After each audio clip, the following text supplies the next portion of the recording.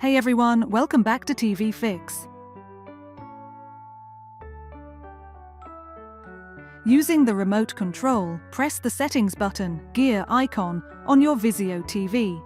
If your remote control doesn't have it, press the menu button instead to access the main settings. Inside the settings menu, use the remote control, arrow buttons or wheel to scroll down to admin and privacy, and press OK.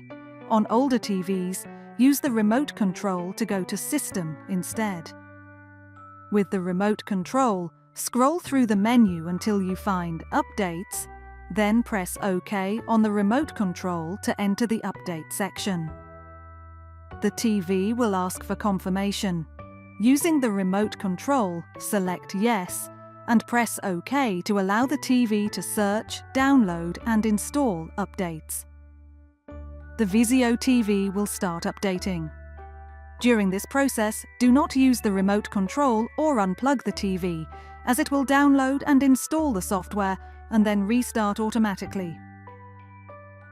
Once the update is complete, a confirmation message will appear on the screen and you can use the remote control normally again.